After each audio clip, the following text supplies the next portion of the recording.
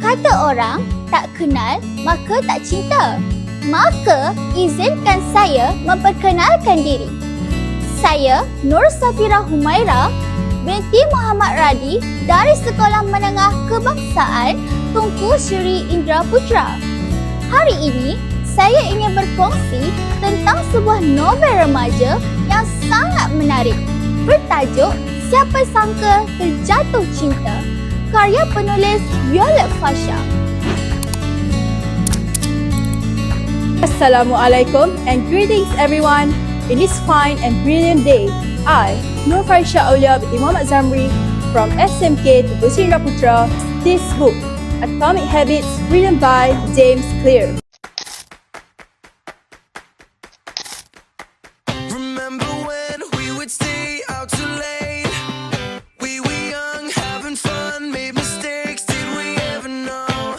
Did we ever know? Did we ever know? Yeah. All the things we just think of and say. Never wrong, always right, not afraid. Did we ever know? Did we ever know? Did we ever know? Is it all inside of my head? Maybe you still think I don't care. All I need is Assalamualaikum dan salam sejahtera. Saya Izzuan Nakib, wartawan TV PSS Putra Channel bagi melaporkan dari Sekolah SMK Tunku Sri Indra Putra.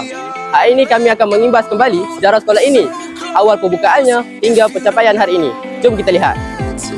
Datuk Seri Najib bin Tun Abdul Razak, Menteri Pendidikan Malaysia pada masa itu, telah merasmikan Perhimpunan Persatuan Ibu Bapa dan Guru di Sekolah Menengah Al-Lubia pada tahun 1998. Tuntaslah di sini bahawa SMK Tunku Seri Indra Putra mempunyai sejarah yang membanggakan dan menjadi asas penting dalam membentuk generasi pelajar yang cemerlang. Sekian daripada saya, wartawan Putra Channel. Let go. We're so